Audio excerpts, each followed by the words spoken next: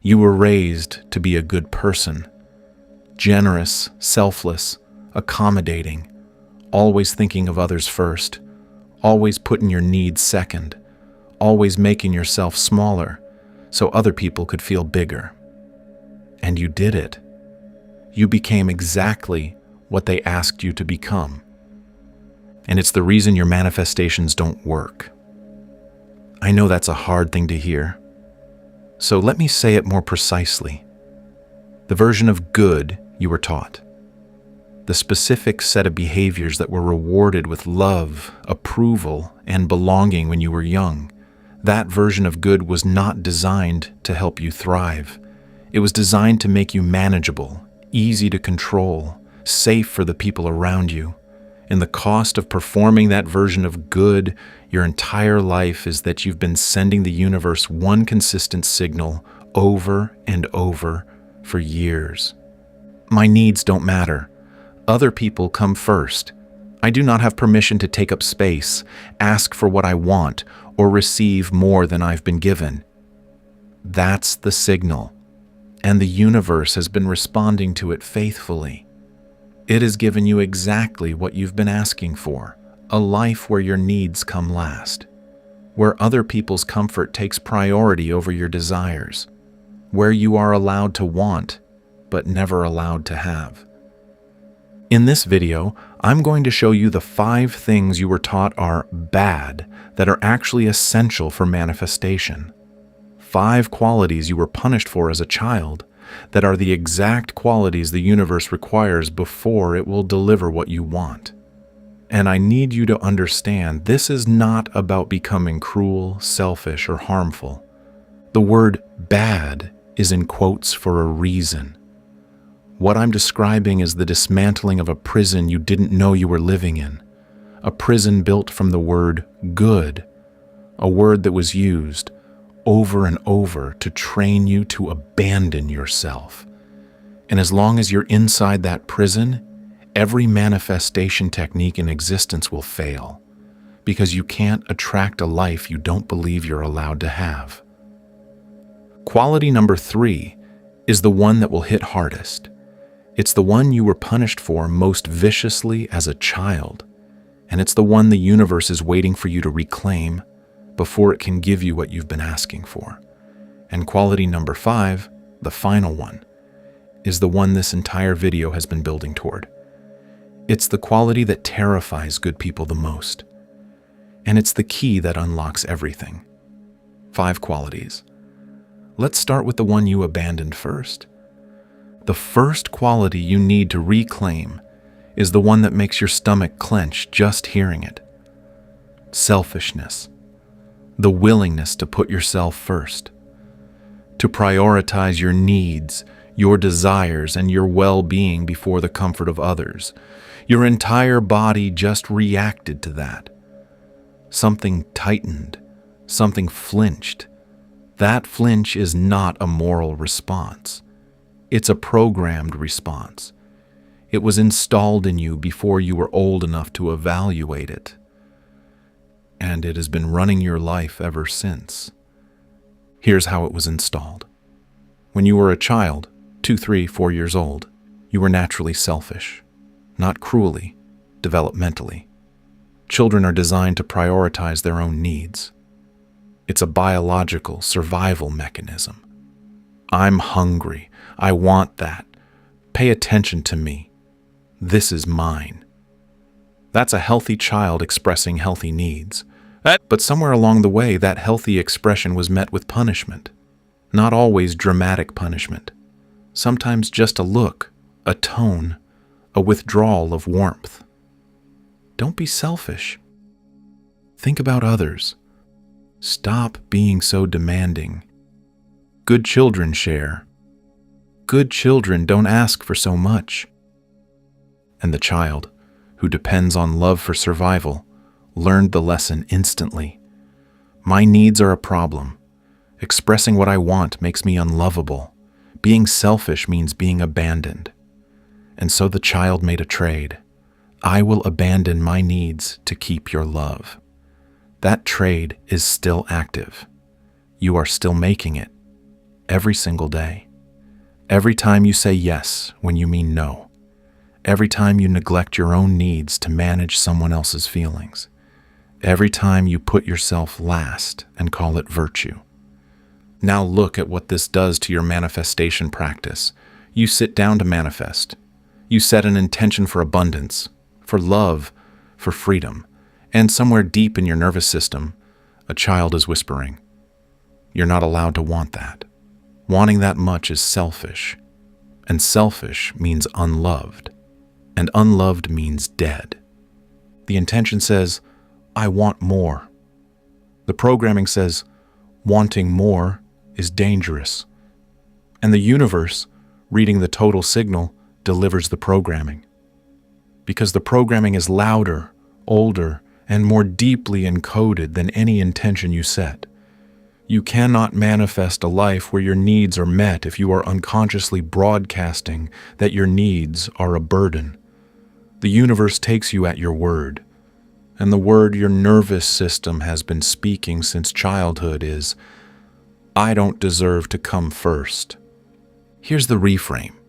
Selfishness, real selfishness, not cruelty, is the recognition that you are the center of your own reality, not in an arrogant way, in a structural way.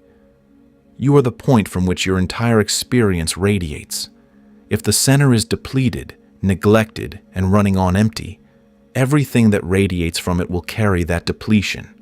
Your relationships, your work, your creativity, your capacity to give.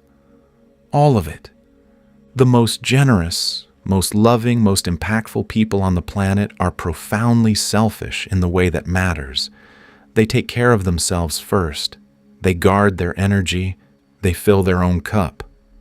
Not because they don't care about others, because they understand that an empty vessel cannot pour. Reclaiming selfishness doesn't mean becoming a narcissist. It means ending the lie that your needs are less important than everyone else's. It means giving yourself the same priority you give to the people you love. And it means sending the universe a new signal. My needs matter. My desires are valid. I am allowed to receive. That signal, that one shift, changes the entire energetic foundation of your manifestation practice. The second quality you were taught to suppress is the most misunderstood force in the human energy system. Anger, not rage, not violence, not cruelty. The clean, focused energy of anger, the force that says, "This is not acceptable. I deserve better than this, and I am willing to act on that truth."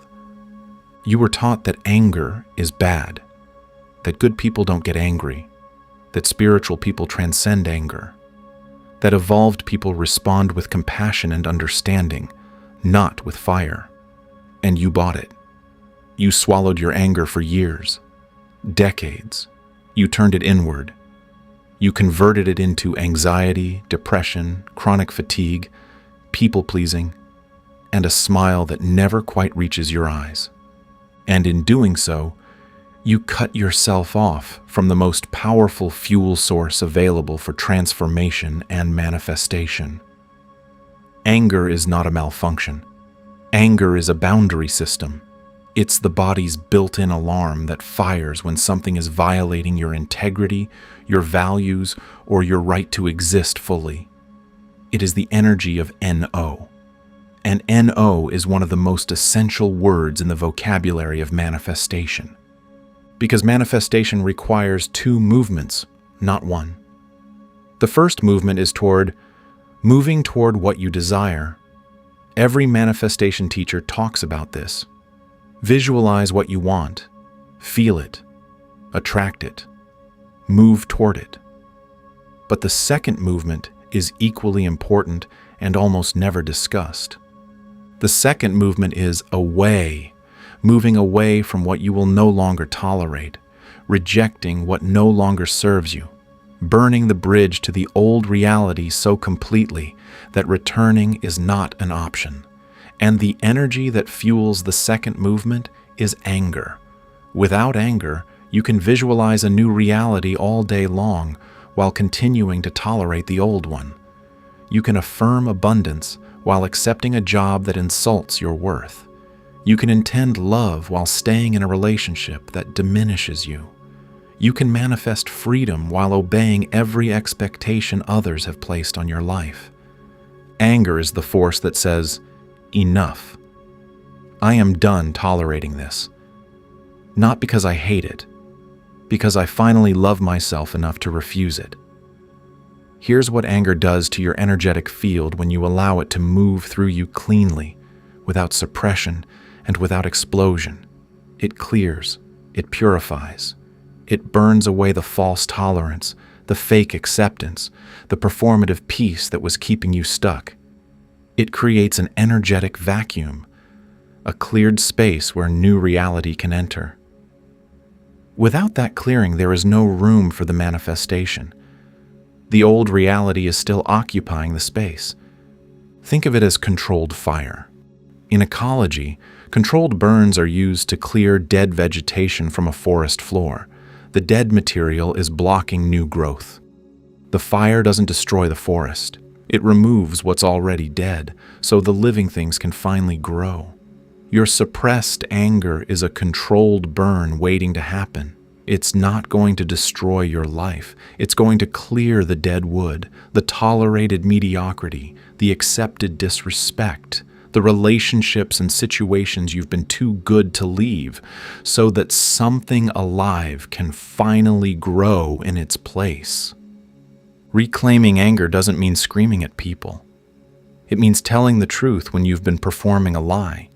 It means saying no when your body has been saying no for years, but your mouth kept saying yes. It means feeling the heat rise in your chest when something is wrong, and letting that heat inform your next action instead of swallowing it back down.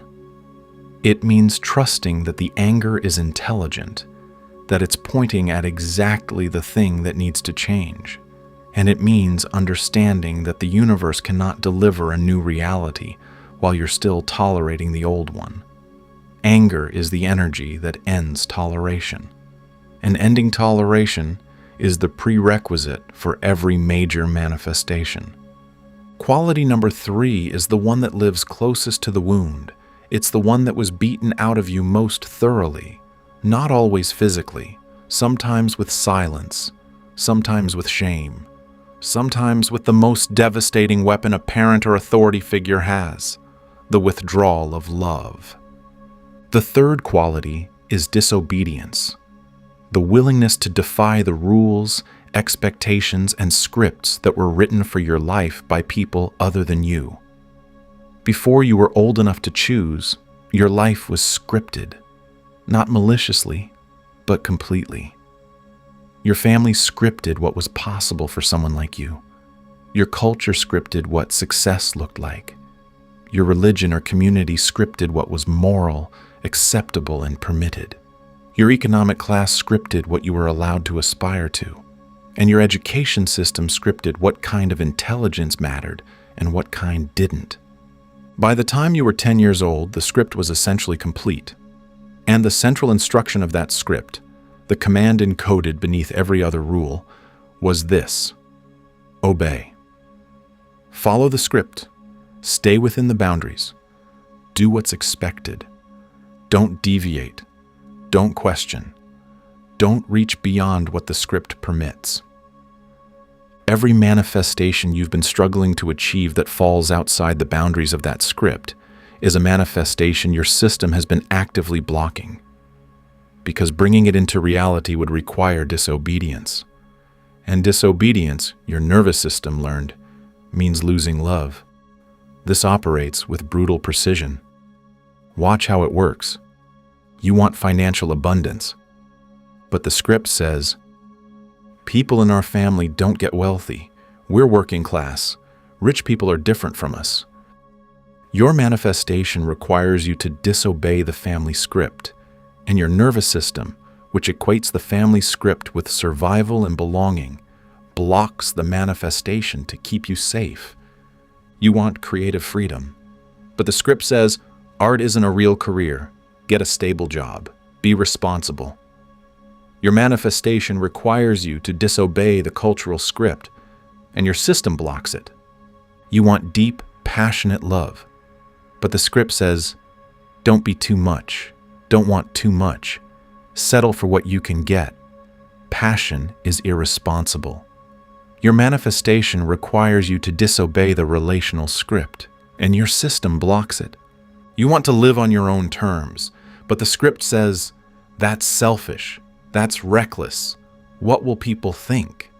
Your manifestation requires you to disobey the social script, and your system blocks it. Every single one of these blocked manifestations has the same lock, and the key to every single one is the same: disobedience.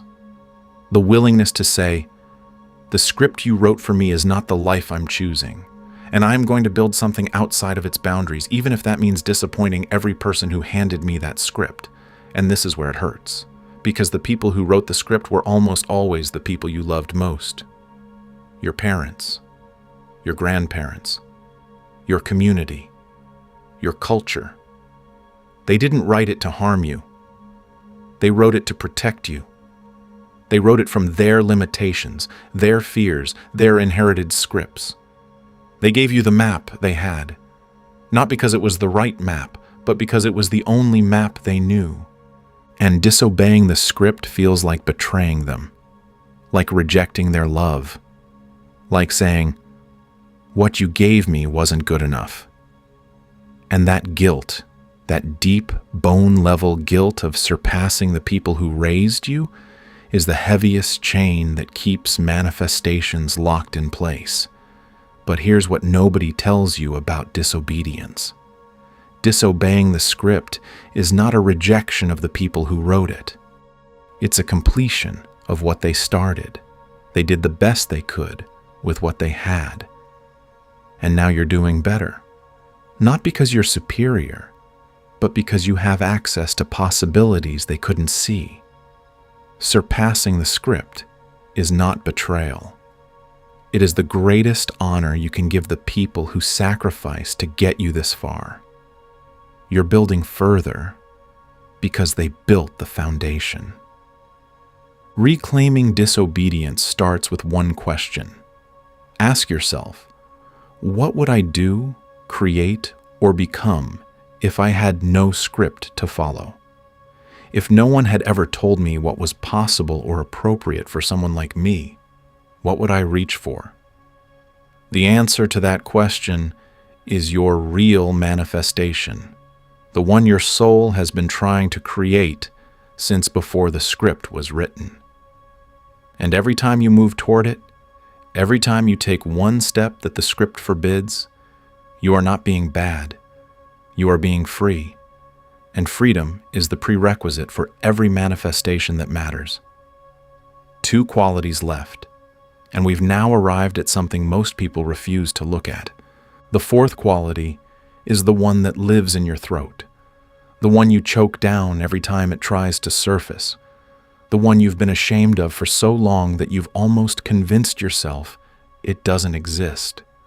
Greed, the desire for more than you need, more than is practical, more than the script says you're allowed to have. The audacious, unapologetic desire for a life that is excessive by every standard you were raised with. Your entire system just cringed. Greed is bad. Wanting too much is wrong. Be grateful for what you have. Wanting more is never satisfied, always chasing, never content. Those sentences aren't your thoughts. They're echoes, recordings, installed long before you had the ability to question them. And they have created a manifestation ceiling that you cannot break through, no matter how many techniques you use, because the ceiling isn't technical. It's moral. You have moralized desire.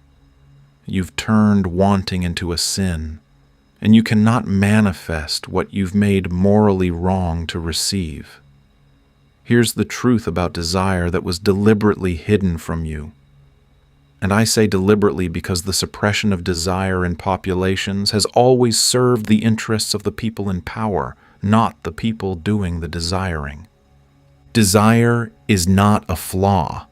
Desire is a signal from your deepest intelligence about what your life is supposed to contain. When you feel desire, real desire, the kind that persists, that returns, that won't be argued away, that's not greed. That's your system identifying a reality that is available to you and aligned with your expansion. The desire for more money isn't greed. It's the recognition that your current resources don't match your current potential. The desire for more love isn't neediness. It's the recognition that your capacity for connection exceeds what you're currently experiencing.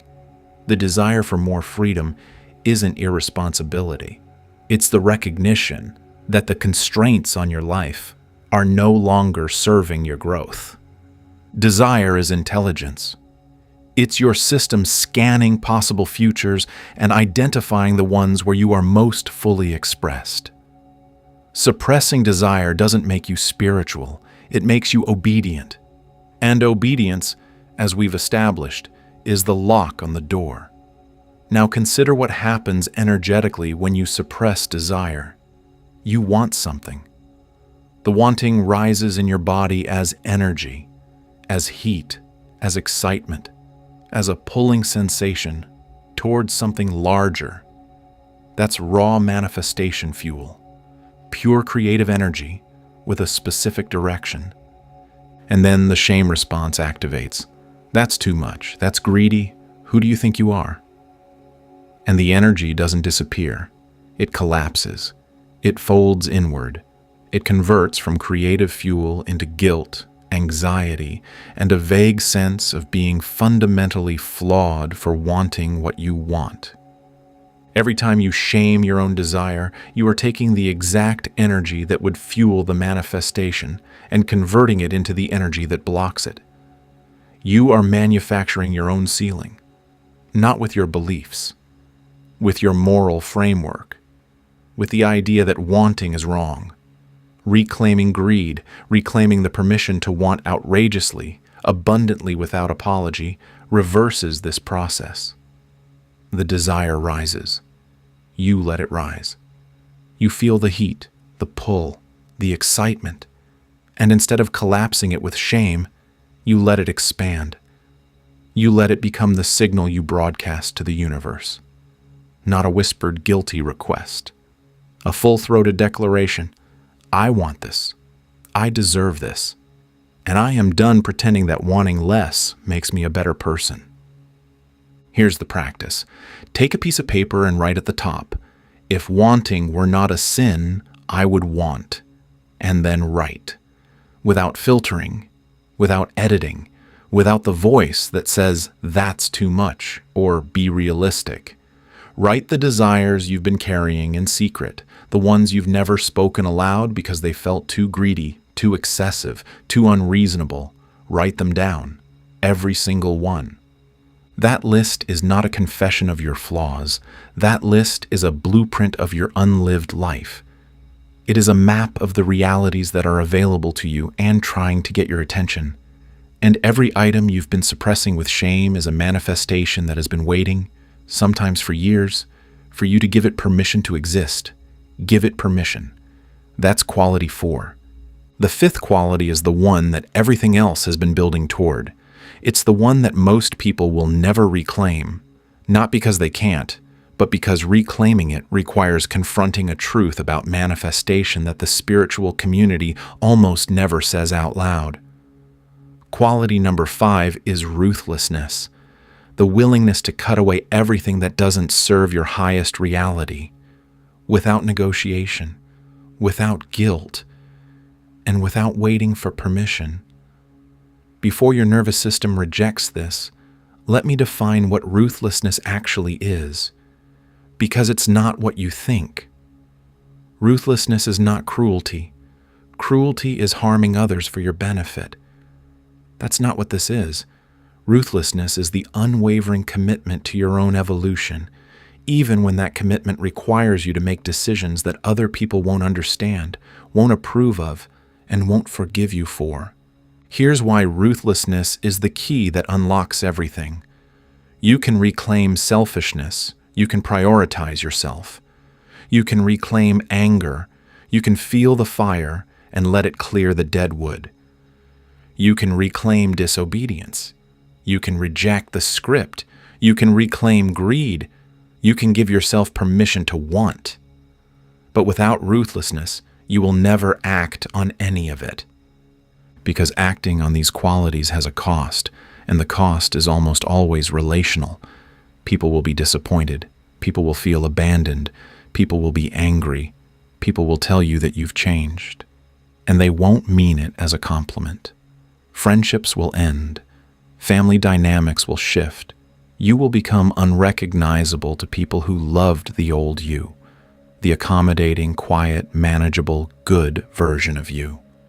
Ruthlessness is the willingness to pay that cost. Not eagerly, not carelessly, with grief if necessary, with compassion for the people affected, but with the unshakable understanding that the cost of staying small is higher than the cost of disappointing others. Because staying small isn't just hurting you, it's preventing the reality you were designed to inhabit from ever coming into existence. And here's the truth. The spiritual community doesn't say. Manifestation requires sacrifice, not the mystical, abstract kind, the real kind, the sacrifice of comfort, the sacrifice of approval, the sacrifice of being liked, the sacrifice of the version of you that everyone knows and expects, the sacrifice of the good person you built to survive a world that punished you for being whole. You cannot build a new reality while maintaining every relationship, every expectation, and every comfort from the old one.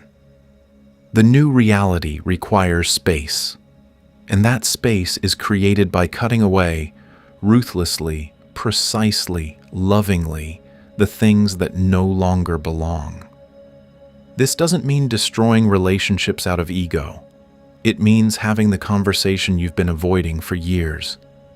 It means ending the dynamic that has been quietly draining your life force. It means saying the truth that will change everything, even when the consequences terrify you. Ruthlessness is not the absence of compassion. It is compassion directed inward.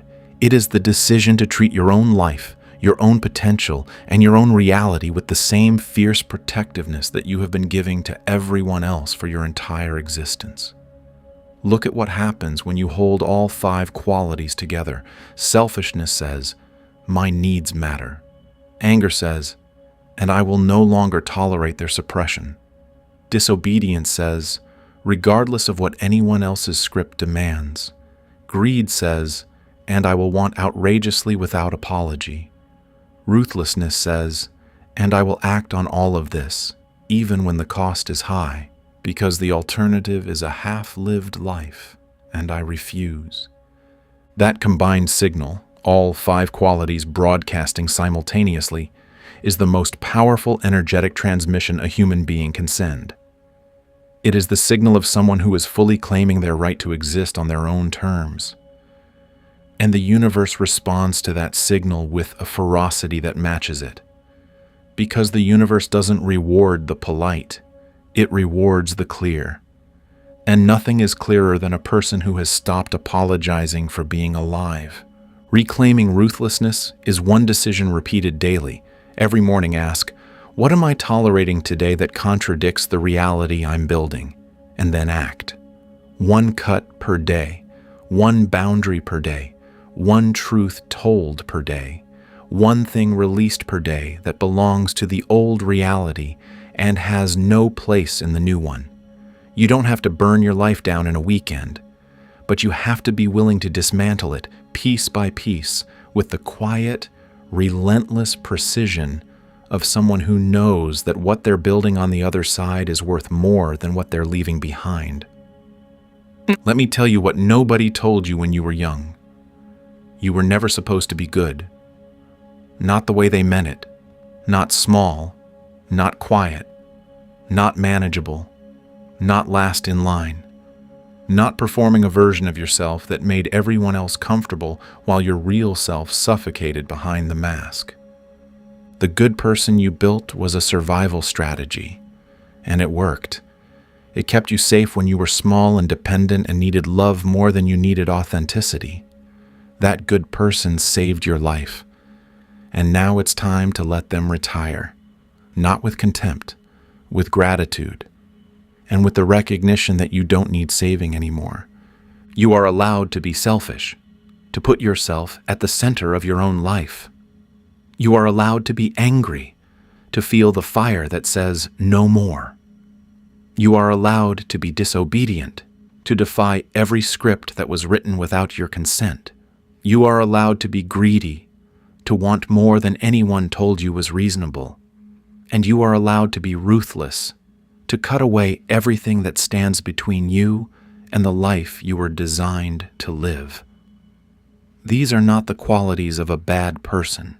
These are the qualities of a free person. And freedom is the only state from which genuine manifestation is possible. The universe was never waiting for you to be good. It was waiting for you to be real.